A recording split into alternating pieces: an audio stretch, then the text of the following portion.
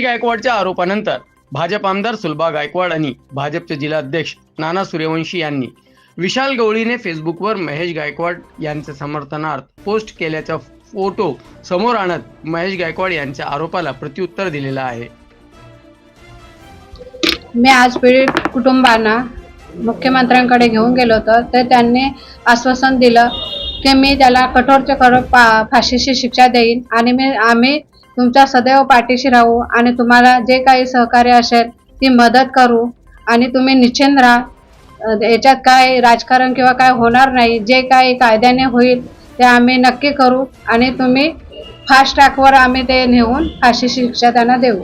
आणि मला स्वतःला वैयक्तिकदृष्ट्या कधी कोणावरती आरोप करणं किंवा एखाद्याने राजकीय आरोप केलं तर त्याला उत्तर देणं मला आवडत नाही, परंतु विशाल गवळीचा भारतीय जनता पक्षाशी काडी मात्र कुठलाही संबंध नाही।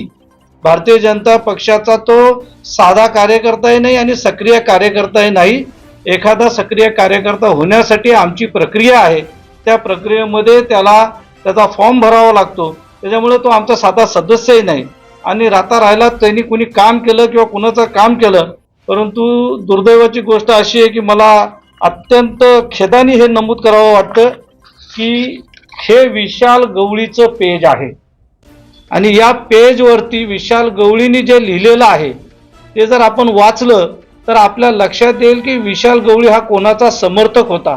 मी परत एकदा सांगतो की या अशा गोष्टीचं राजकारण करणं हे मला आवडत नाही, परंतु विशाल गवळी याने